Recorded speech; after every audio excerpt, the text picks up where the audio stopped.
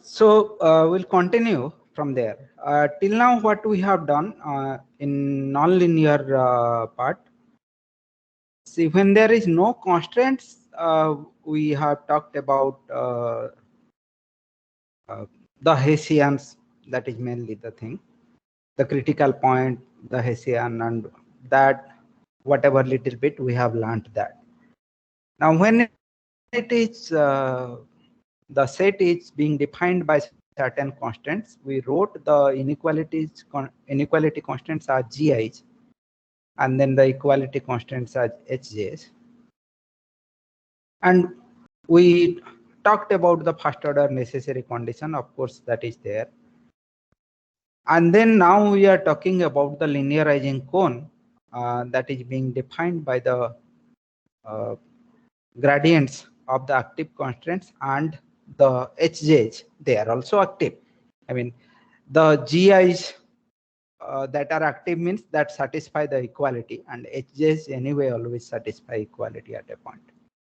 Okay, so taking their gradients, and we are talking about the linearizing cone, and what we have shown that the closure of the feasible directions, the closure of the feasible set of feasible direction, that is already there in the linearizing cone.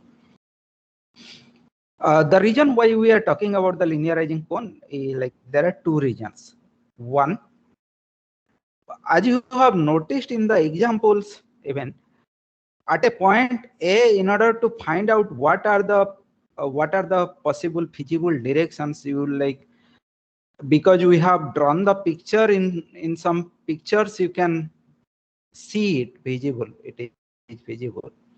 But if we have a lot of constraints, it will be difficult to see, and it will be difficult to compute also. So therefore, one wishes whether there is some a little bit mechanical way of methodical way of computing this, or if not computing the set of feasible directions, maybe I can find a set which is close enough to it, and that I can compute a bit mechanically. The second thing is that the linearizing cone is a little bigger than the set of feasible directions. Say first order necessary condition can be extended to that.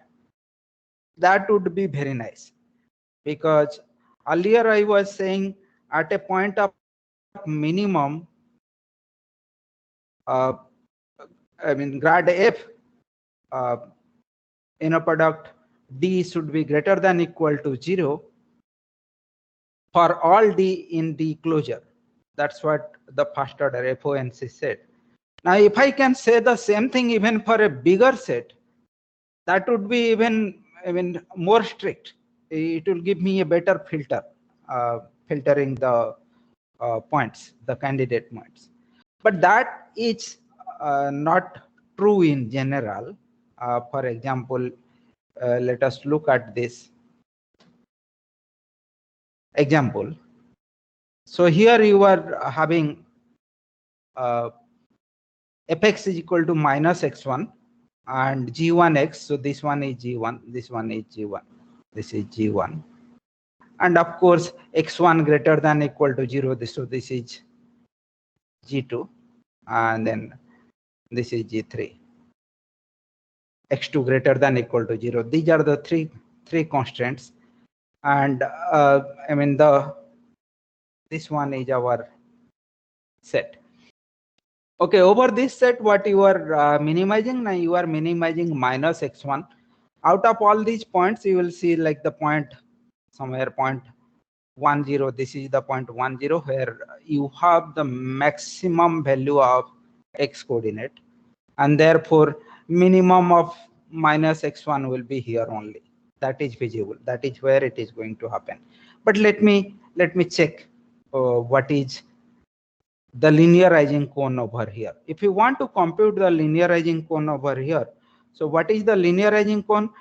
Let me see if I have given some space over here. I have not, but let me. Okay, the linearizing cone that you would have, so that to compute that, what do you have to do? Now you have to compute, this is the set of directions such that grad gi a inner product d. Inner product is the standard inner product. Our transpose x inner product y means x transpose y or y transpose x, whatever you say. This is greater than equal to 0 for all I, or let me write for all gi active. Okay. And what are the active ones? Active ones means the ones that are satisfying equality. There are two active, one is G1 and one is G3. They are passing through that point, I mean. Okay. So you should have grad G1 transpose D greater than equal to 0 and grad G3 transpose D greater than equal to 0. And grad G1, if you want to find out, then you will get the vector something like this. You will get 0 because it passes through 1, 0, x1 remains 1, and you will get -1. Inner product D greater than equal to 0 would imply that D2 is less than equal to 0. And grad G3 is nothing but 0, 1. Like this is just x2, so it is this one. That is del G3 by del x and del G3 by del G3 by del x1 and del G3 by del x2. That's what you are doing. The partial derivatives. That's the grad. This is greater than equal to 0. Oh, there is a 0 missing here. This basically means D2 equal to 0. So essentially, this dA will be equal to the set of all D with D2 equal to the second coordinate equal to 0. So that basically means the directions that are available at here are the ones to the left and the ones to the right. Okay. And what about this fx, minimize fx? So grad f, if you take grad f is -1. Okay. So -1, 0. You have -1, 0. That inner product, this kind of a D. What is that? Now this is plus -1, 0. Well, that will never be always greater than equal to 0. It will never be. I mean, there is a direction along which it is negative also. Okay. So because that is D. So it basically means because the direction E1, that is 1, 0, is available in the linearizing cone, and grad f inner product E1 is -1. So you could not say that FONC, the first order necessary condition, holds. I mean, you cannot extend the first order necessary condition to the linearizing cone. That's what that's what we were hoping, that maybe we could extend it to a bigger set. Then it will be very nice. We will have a very strict filtering process. But in general, that is not possible. By the way, what is your dA over here? And the dA over here, A is 1, 0. That is the set of all feasible directions. And the set of all feasible directions is basically this alpha times alpha is positive -1, 0. Because starting from 1, 0, this is the only direction along which you can move.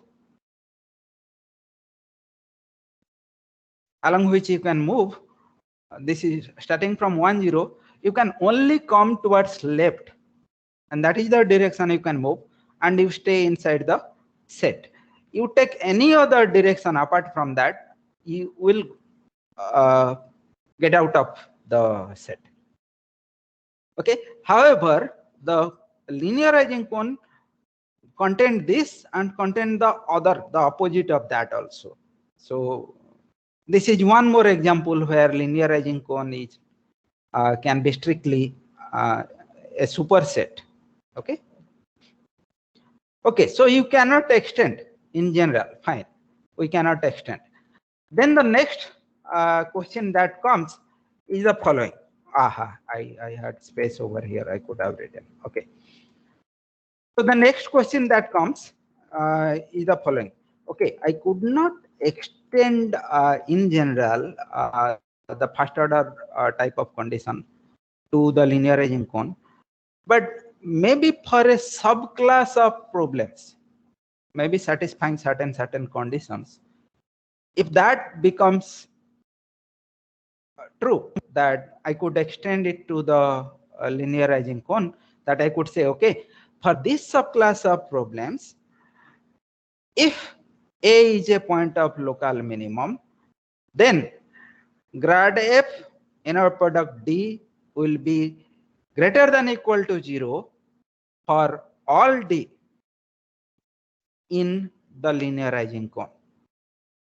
The moment I say that this is a necessary condition, the moment I say that, then whenever such a problem comes, I would be searching for this type of points first, and then apply some argument to check which of them is actually a minimum or maximum. Any other point is not minimum maximum. So a minimum must satisfy this condition. So those conditions I am searching for. Okay. That actually happens. And the other thing, as I have said, the computation of this linearizing cone, and so that is a bit mechanical, so that's why it is preferred. Okay, let me see. Before that, I should talk about this what is this linearizing cone that I am talking about. Let's see. So first, imagine a surface. This is actually nothing but the sphere, three-dimensional sphere. So imagine a surface x square plus y square plus z square equal to 1. So you are imagine that one. And what am I defining? Now define right now I am just writing this as define the function x square plus y square plus z square minus 1. I am just defining. Okay, that you can put this actually in the same way. I can put this f xy equal to 0. So f equal to 0 gives this surface. Okay, capital F equal to 0. No problem. Now imagine the point 1 0 0 on it. So you are on the surface of this, and then you are at 1 0 0. Right? I am not drawing the z this thing. You are at the point 1 0 0. Then at 1 0 0, you will have a tangent plane passing. Okay. And that tangent plane will pass through 1 0 0, right? That is the tangent plane at that. Now take the parallel tangent plane that passes through origin, parallel to that tangent plane. Okay, take the plane parallel to the tangent plane passing through origin. Okay. So what is its equation? Well, this is nothing but you will. This is easy to imagine. So at 1 0 0, the plane that is tangent, it will be parallel to the YZ plane, and the one that is passing through origin is the YZ plane. So it is actually x equal to 0. Okay. Now this is capital X. This one is capital X. Now what is find out grad f? Grad f basically means what? Now fx, fy, dx. I mean, yeah. And the partial derivative of f with respect to x at a partial derivative. What is this? Now this one is dxf. Dxf is twice x at a is 2. So 2x. This one twice y at a, so that y is 0. A is 1 0 0. So this is 0. 0 z equal to 0. Is this the plane? Now yes, it is the plane x equal to 0.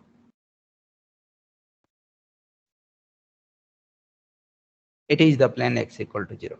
Now let's take the point 0, 1, 0 on the like y top, okay, on the y side. What would be the plane, a tangent plane at this point? And the tangent plane will be parallel to the xz plane, and the one that passes through origin will be xz plane only. So this is the xz plane.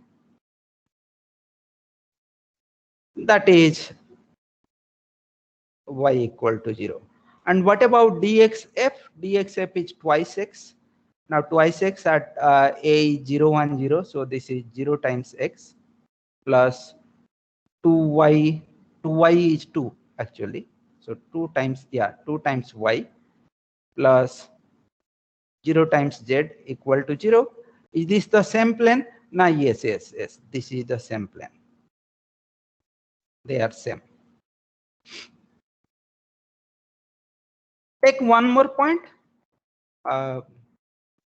Half 1 by root 2. So if you take half 1 by root 2, there is a tangent plane. This is on the surface only, on the I mean x square plus y square plus z square equal to 1 only. So there will be a tangent plane passing through that. What is the plane parallel to that passing through origin? Now wait. How do I see what is the plane that passes through this point A, and that is the tangent plane? Now look. I am looking at a sphere. Since I am looking at a sphere, every point that I mean start from the center, that is the origin, and to the point A, if I look at that vector, that is nothing but the radius, right? So therefore, the plane that I am talking about, that plane would be passing, I mean that plane will be perpendicular to this. This is normal only. This will be the normal.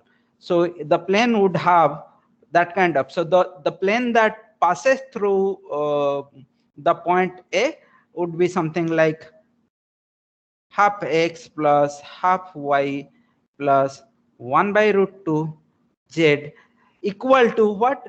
Now you substitute x, y, z on this, whatever it satisfies. So the plane that passes through the origin, sorry, not z here, z here.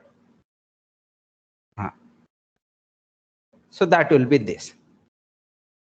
Okay. Is it satisfying this same thing over here? Now this is twice x, x equal to half. So this will be x. Then twice y is dyf. So y equal to half here. So this is y. Plus dz is 2 by root 2. 2 by root 2, yeah, 2 by root 2 is basically root 2. Z, that is equal to 0. Now yes, it is the same. This is the same. Okay. So what do you think about the grad f, the vector grad f, that is dx of f? Some people write capital Fx, something like this, subscript. Huh? So what do you think about this vector grad f, capital F? Oh na, acha, grad f means let me erase this. Grad f is standing for, at a point A, grad f at a point A is standing for the normal to the surface. Remember, it is standing for the normal to the surface. So if you want to find the tangent plane, okay, and imagining tangent plane as a vector subspace, that is the plane. So you are imagining the plane that is passing through the origin, then that will be dxf times x, dyf times y, and dzf times z. That will be the tangent plane. In any case, so the tangent plane is perpendicular to the normal. So that stands for the normal.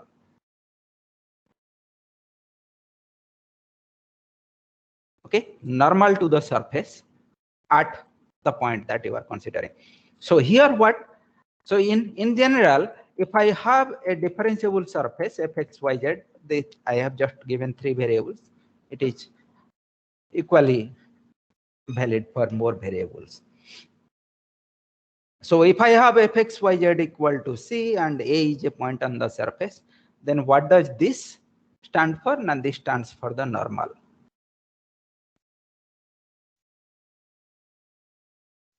Normal to the surface at A. Okay, stands for that. Understood this part?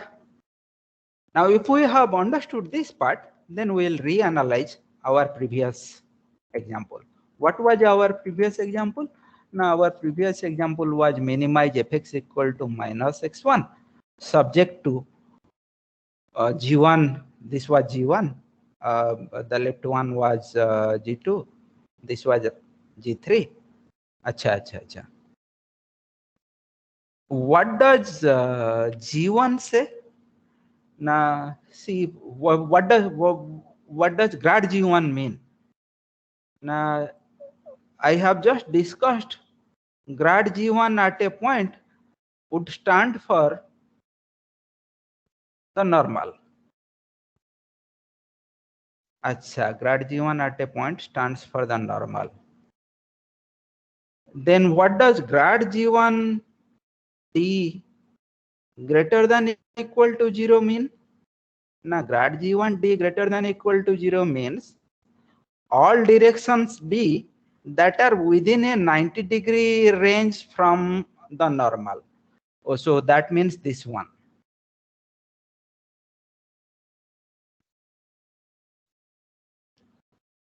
Any direction D that you can take here, for example, this direction D or that direction D, it will have inner product. See the inner product, you remember the formula. Inner product x and y is x mod, y mod, and then the cos theta, right?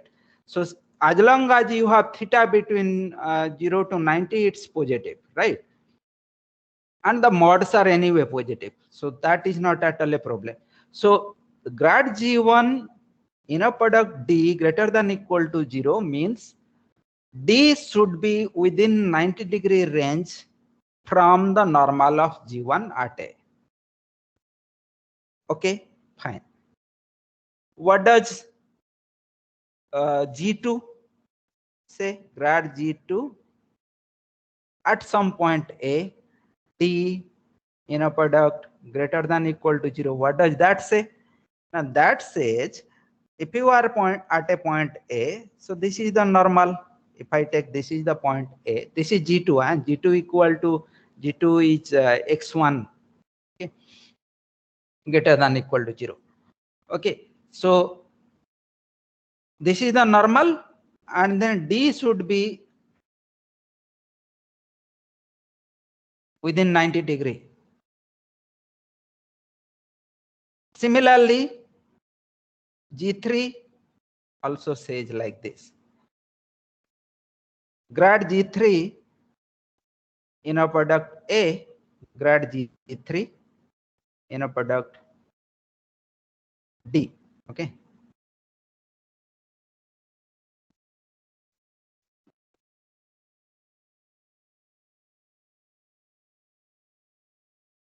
Grad G3 at A inner product D greater than or equal to 0 means at this, if this is my point A, then and this is the normal, and then D should be selected from within 90-degree range. Okay, D should be making at best 90-degree. Okay, less than or equal to 90-degree with the normal. Acha, that is the case. So what was my point? Now my point was 1 0. A was equal to 1 0. That's what I did. Acha, okay. Let me see. So here if I take the point, the normal is like this. If I take the point here, the normal will be like this. If I take the point here, the normal will be in this direction. So if I take the point here, what will be the normal? The normal will be in this direction. And therefore, you are allowed to take D from anywhere on this, in this direction. Okay. And this directions you are obtaining due to G1. This is due to G1. Okay. And what about G3? Because those are the only active. I mean, G2 is far away. It is not at all satisfying. So the only two active, so essentially by saying active at this point, what are the things that are passing there? That is the one. The ones that are satisfying equality. Now, due to G3, the normals are always upwards. Okay, it is a straight line. Normals are always upward. And so at A, this will give the normal upward, and this will ask you to choose D from the upper side. Both the x-axis is allowed, and therefore the linearizing cone will be the intersection of D. These two, because it says the linearizing cone is the D that satisfies grad G1 A D greater than equal to 0 and grad G3 D greater than equal to 0. That means 90 degree from both the normals then.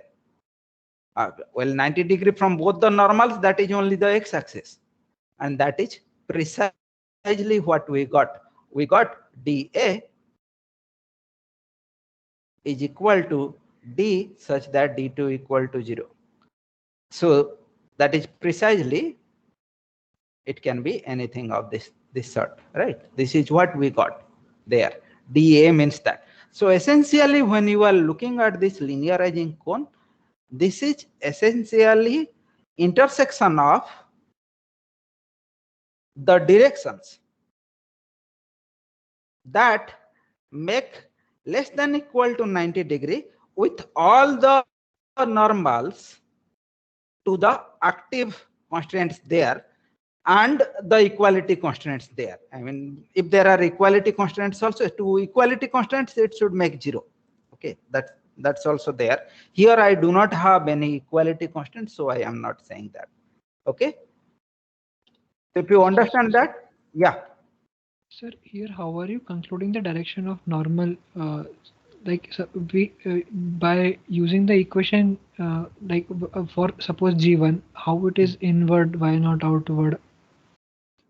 Oh, this one, because the way it is the function, the way it is written actually. Okay, sir. For this it is clear. Suppose we had some equality constraint, then suppose instead of G1 it was H1 equal to 0. Right, equal to 0, and there in the linearizing cone the condition requires equal to 0 also.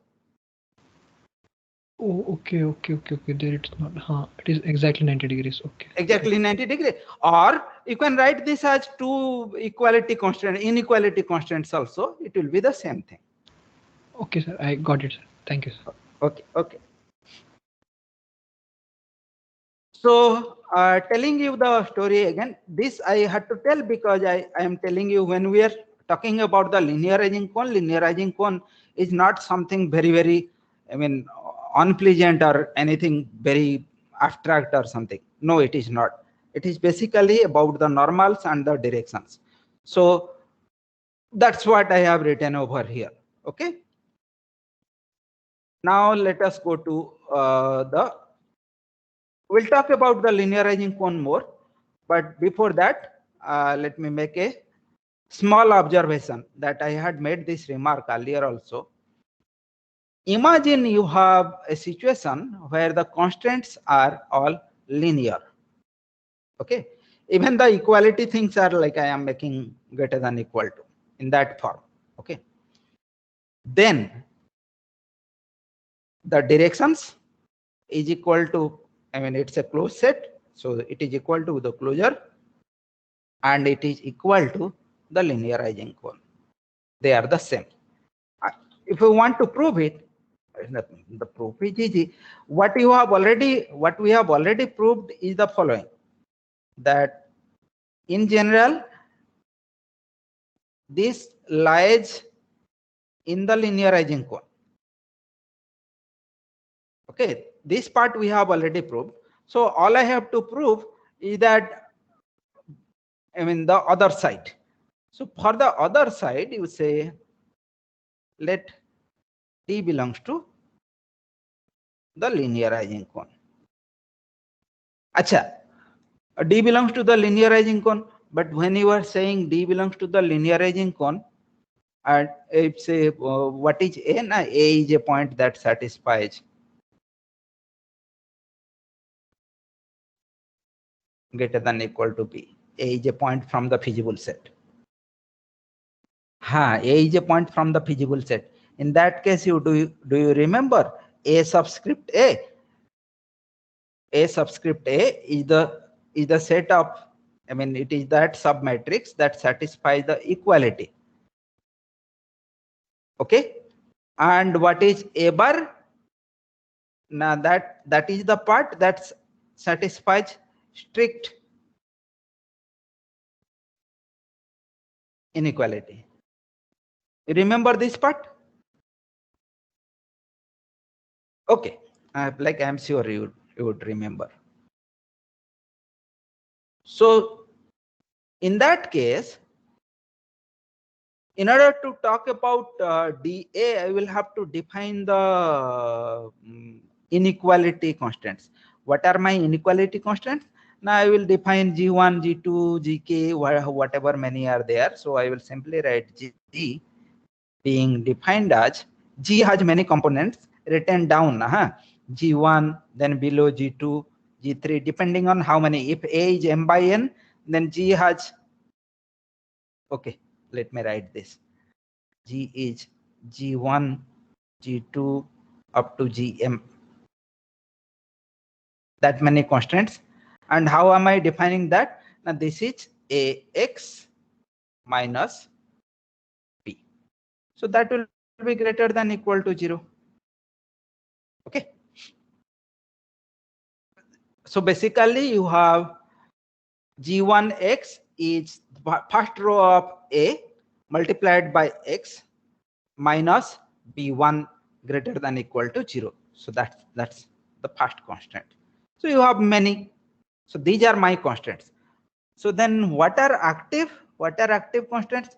Now active constants are those constants that will correspond to capital A subscript small a. So the active constants will correspond to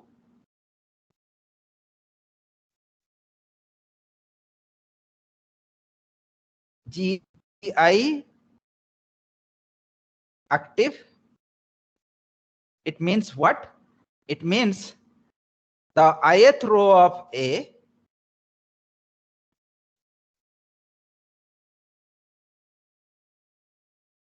multiplied by A is equal to Pi. That is the ith row satisfies equality. Remember that. Okay. So here, what are the equality satisfied? The equality are satisfied by this. So the active constants are precisely the constants corresponding to this capital A subscript small a. Okay.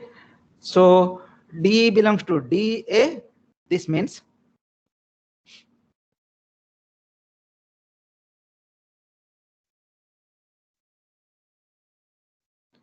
these are the active constants.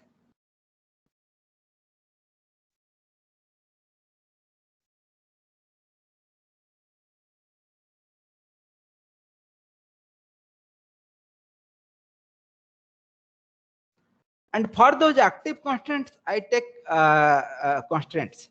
Okay.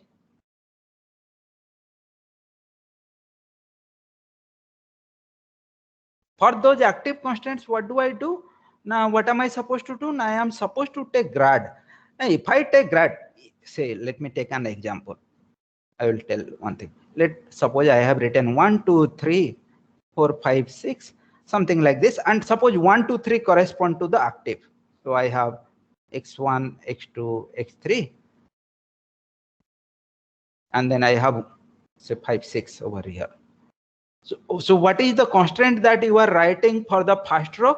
Now the constraint that I am writing for the first row is x1 plus 2x2 plus 3x3 minus 5 greater than equal to 0. That is G1. Okay, then in that case, okay, that is the one that I am talking about. In that case, if I take grad G1, what will I get? Now grad G1 transpose will essentially be the first row only, because all you have written, this is a linear equation. So del that by x1, you will get that coefficient. Del by x2, I mean the with respect to x2, you will get that coefficient, and partial derivative with respect to x3 will give you the coefficient of x3 only.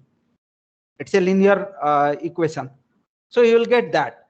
So it basically means D belongs to dA means for the active constraints, you have to have grad G I at A transpose D greater than equal to 0 for all active Gi. What does this mean? That means A multiplied by D is greater than equal to 0. This means that only, because this is the set of all that grad Gi transposes. Okay, those active constants, that is greater than equal to 0. So for that active, it is fine. And for those which are not active, okay, they will correspond to the A bar. But for them, due to continuity, what do you have? Where will I write? I have space over here. So if now you consider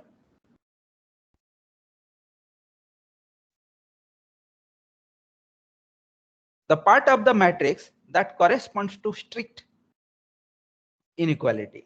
Okay, so in that case, because this was strictly bigger than BA bar,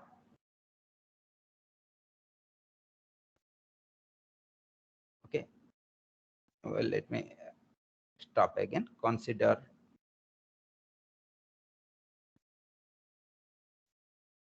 I will simply say, as this is strictly bigger than this, there exists a number delta due to continuity greater than 0, such that for all theta belonging to 0 to delta, we have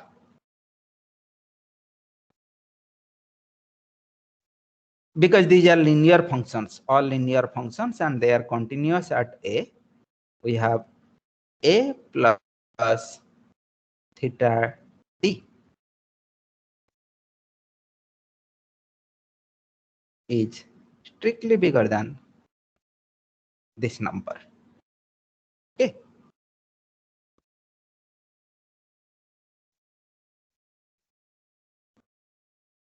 So what you get now, the above one, it said this D is greater than 0. On the above one, it basically means A plus theta D is always greater than equal to BA, because A subscript A multiplied by A was equal to BA, and this D was satisfying A multiplied by D greater than equal to 0. And for A bar, like as long as I have theta between 0 to delta, it is satisfied. And therefore, altogether,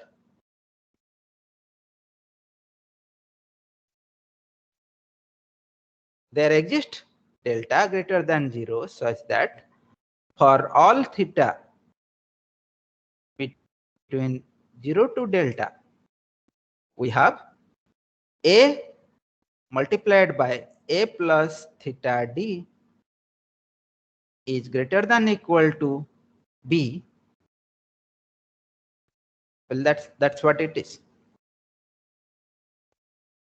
The subscript A part satisfied, the complement part also satisfied, and therefore this. What does it say?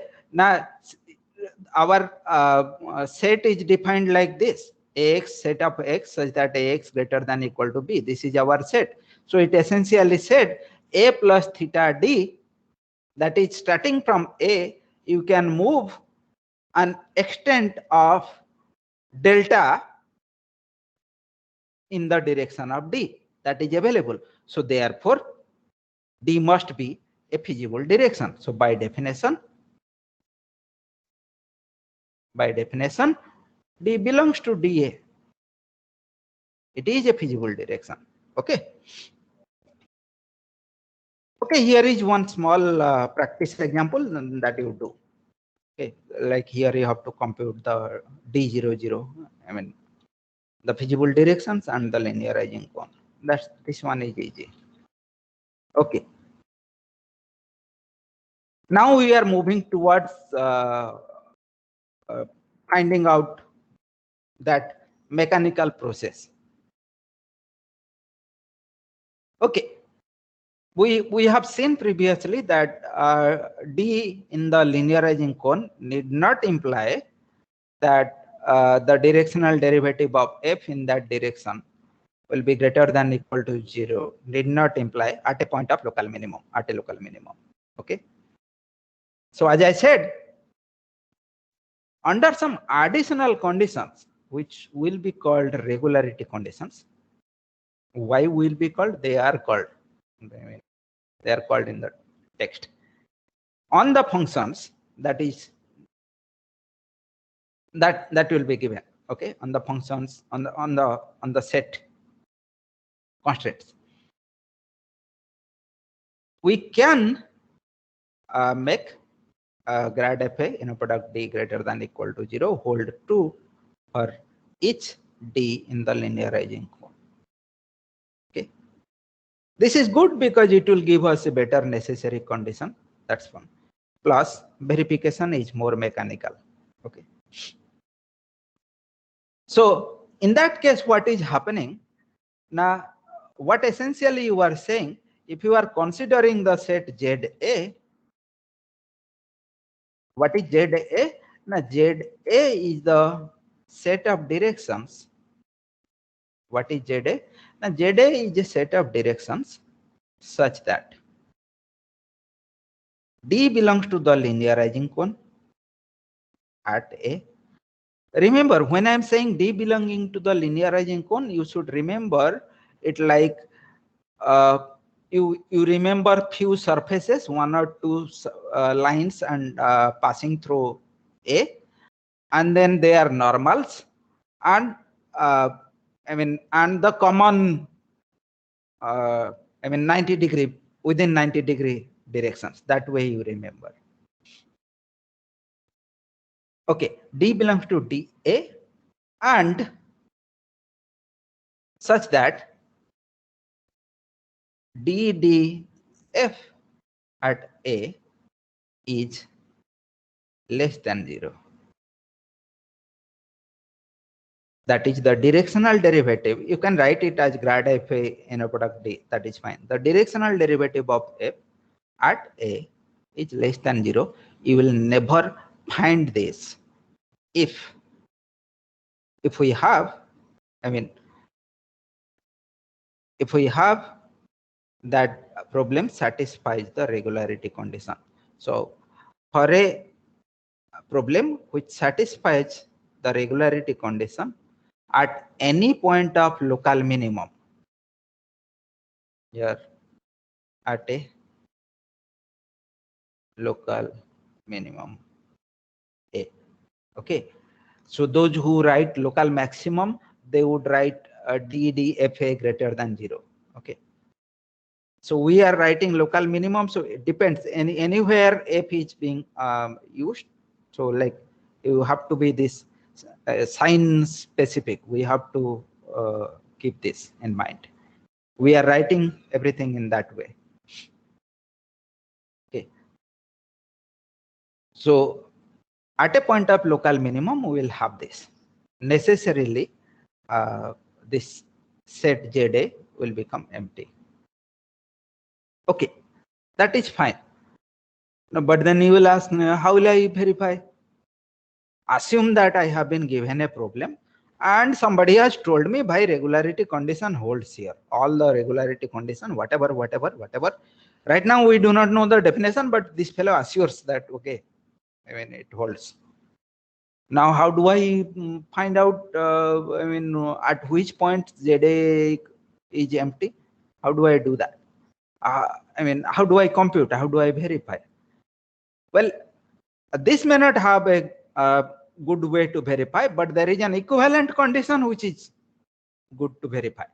Now, what is that equivalent condition? Now, these are called the generalized Lagrange multipliers.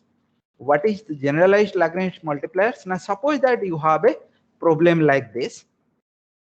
Minimize f subject to, look at the bottom, minimize f subject to gi greater than equal to 0, m many, and then hj equal to 0. So then the Lagrangian function, of course you already know, it is defined Lagrangian function at what do I say?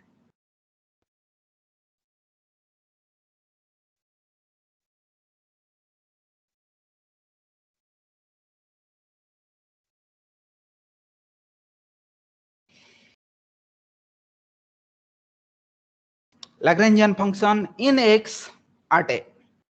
Okay, what is that? Now this will be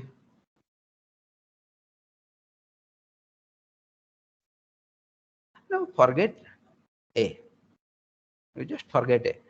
You can write lambda w because I am going to use lambda w. That is grad f in x, of course, minus lambda 1 grad g1 minus minus lambda m grad gm in x. They all have x. Okay, minus w1 grad h1 minus minus wp grad hp. That is called the Lagrangian function. Now what is here? Now this is the Lagrangian function. Given lambda, given w, I define it like this. You have a problem? No, you do not have any problem. F is given, differentiable, continuously differentiable, and G's are continuously differentiable, H are continuously differentiable. At any point x, I can define grad fx, grad gi, grad hj. So I can define this. The function is well defined. Given lambda, given w, I define it like this. It is well defined. This is called the Lagrangian function. Okay. Don't worry. Don't bother even what are lambda, what are w. You don't bother. You can. They have a name. Lambda I and wj are called the generalized Lagrange multiplier. Generalized Lagrange multiplier. They are called. But you can survive without taking their names. That's okay. You will be able to do all mathematics there. Okay. So this is called the Lagrangian function associated with P2. This is the L. X lambda w. I did not use a because I have no a here. I mean, there is no a. Right now I am simply talking about the Lagrangian function and I want to define Lagrangian function at x. So that's what. What is this Lagrangian function? And this Lagrangian function satisfies the following theorem. Okay. Let A be a feasible point for P2. P2 you remember. Then the following are equivalent. The set ZA Remember, I am not saying A is a point of local minimum or anything. I am just saying it is a feasible point. The set ZA equal to 0.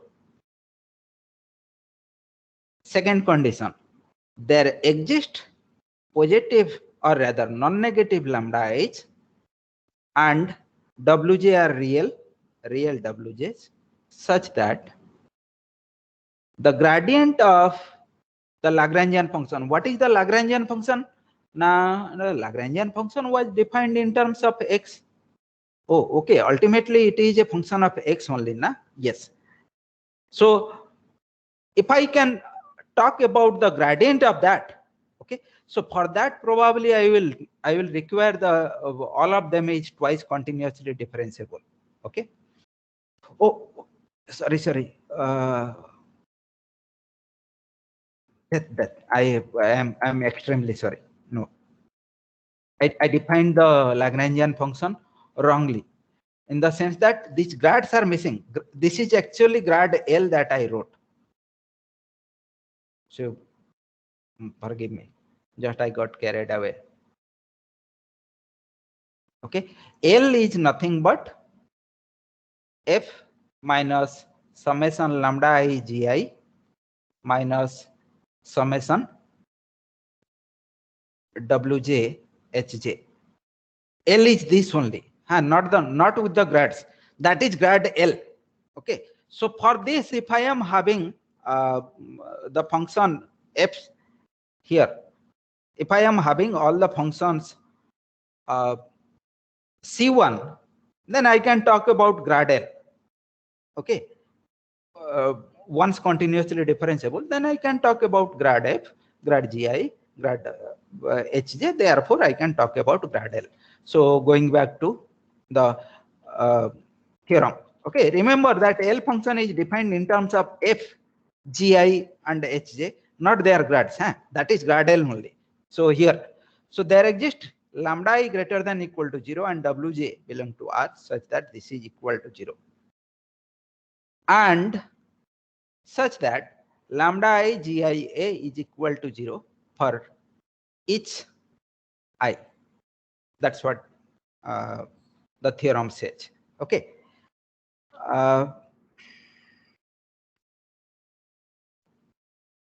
I will this theorem is a little bigger one, so it will not be, I will not be able to cover it completely. Let me do this part quickly.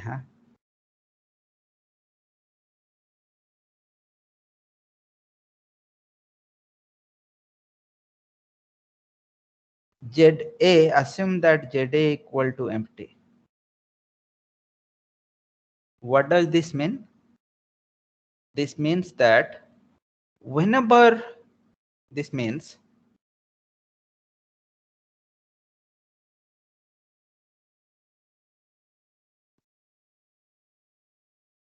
whenever D belongs to DA, I get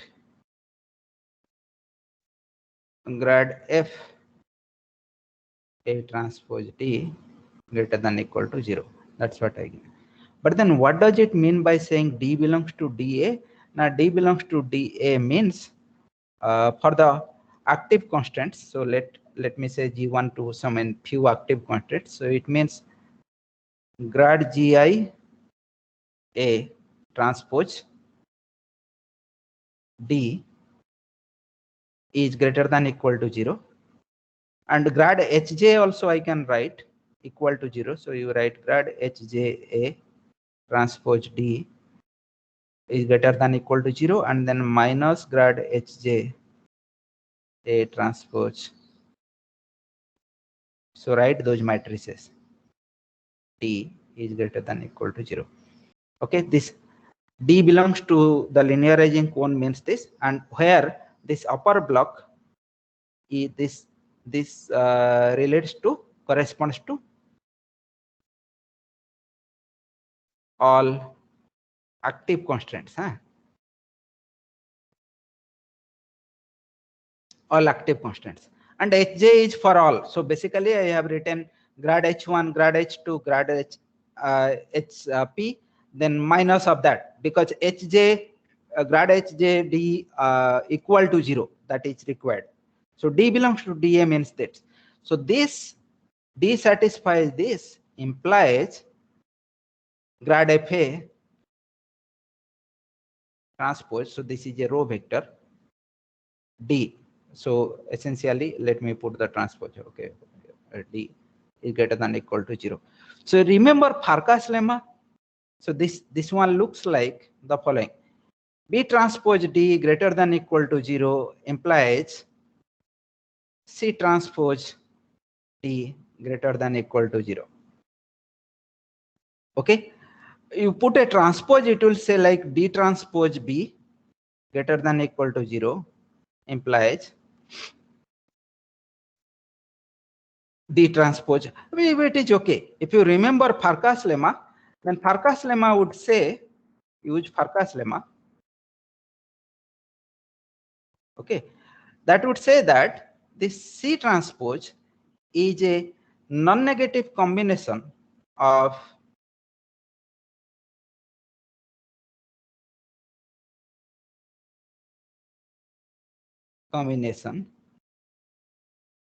the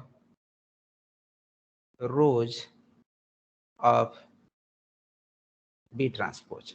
So essentially what you have, C transpose is equal to some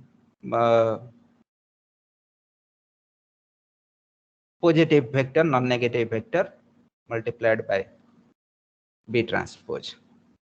Okay, so that's what it says. Okay, so in that case, what you are getting now, you will be having some, you can write it as y, you will write it as like y1 y2 or whatever are there. Now remember, what it is happening now, consider the y's that are corresponding to the top part. Now, let me not hurry, because it will take a little bit of time. I will do it in the next class. Okay, anyway, you people will be willing to go. Okay, I will stop here. I will continue in the next class. If you have question, you ask.